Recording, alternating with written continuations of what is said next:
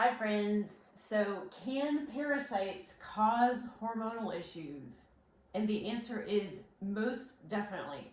I cannot tell you over the past several years how many clients we have put on a parasite protocol that have responded beautifully, and all things hormonal really started to shift for the positive once we addressed some of those parasite issues.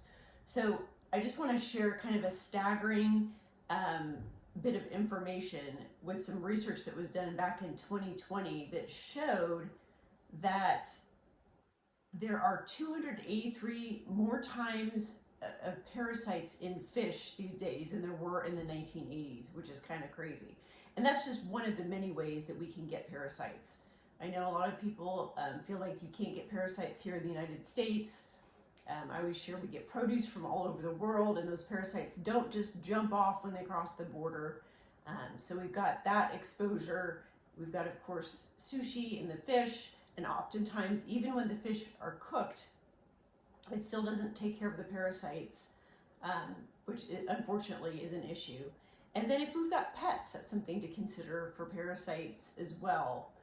There's just a number of foods and other ways that we can get parasite infections from, and they're actually much more common than people think.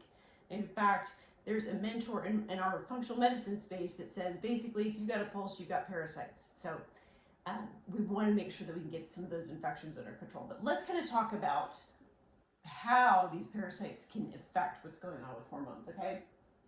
One, they can release these substances in the body that actually mimic hormones. So that can really create problems. Some of the waste that they produce can really create a lot of issues and kind of mimic some of these hormones.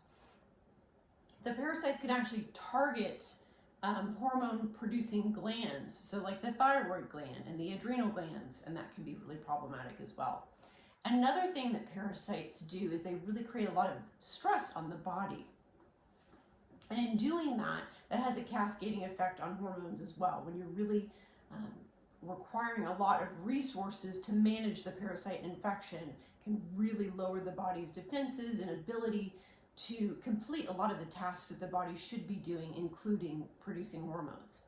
Another thing that parasites do is they disrupt the gut microbiome.